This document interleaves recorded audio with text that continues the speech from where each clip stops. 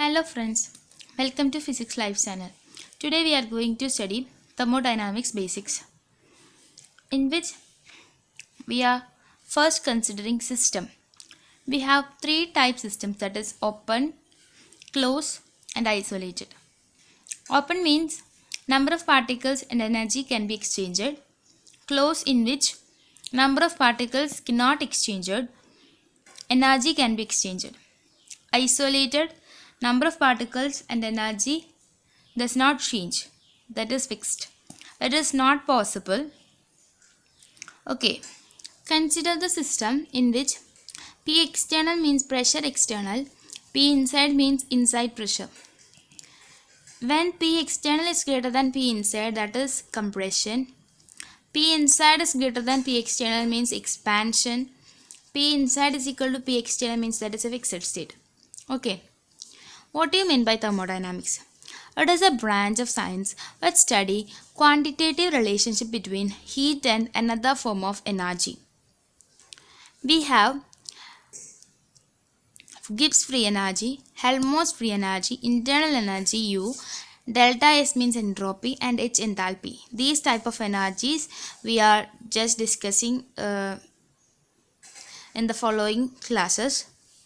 Okay, what do you mean by system? System is a part of universe, and the part of universe under investigation, that is system.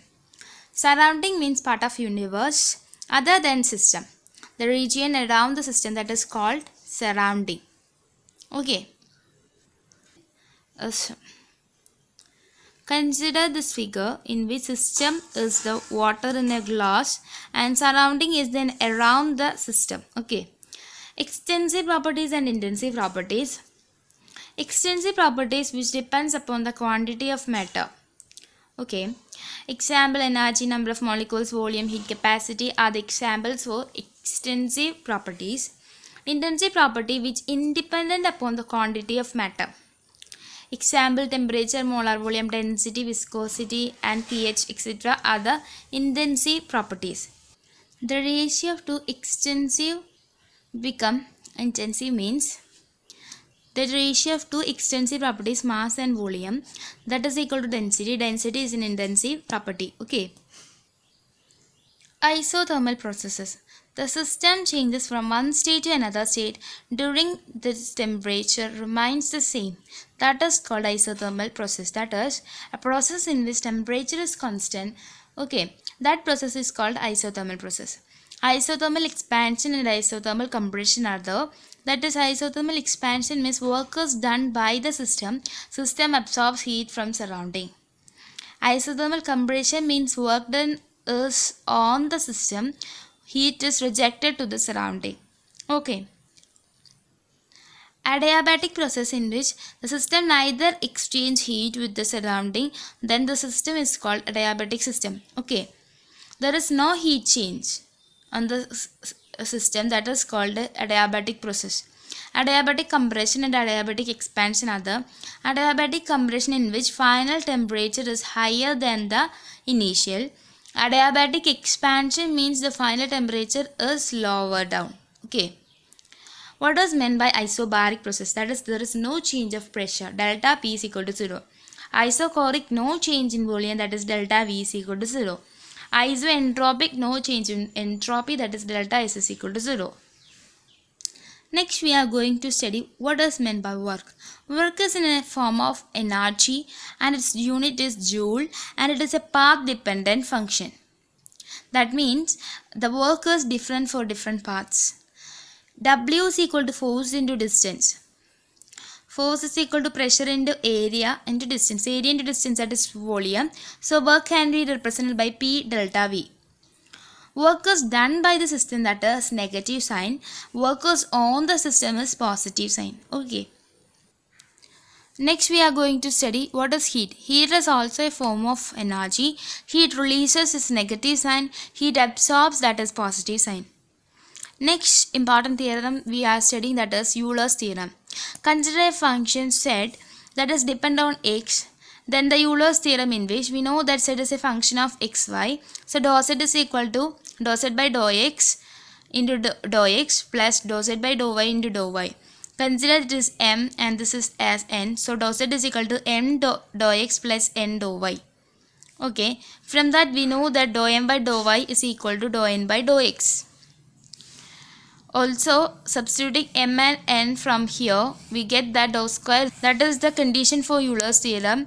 If the function satisfies dou square z by dou x dou y is equal to dou square z by dou y dou x, then the z function, that is a state function. State function means the function which depend only the initial and final states. Okay, this is the condition for Euler's theorem.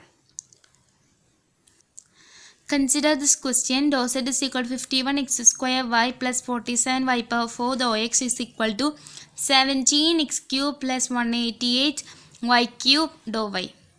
Consider this function in which we are checking it is a state function or not. So we just find that is dou m by dou y is equal to dou n by dou x. This is a m d dou x plus n dou y form, that is dou m by dou y is equal to dou n by dou x.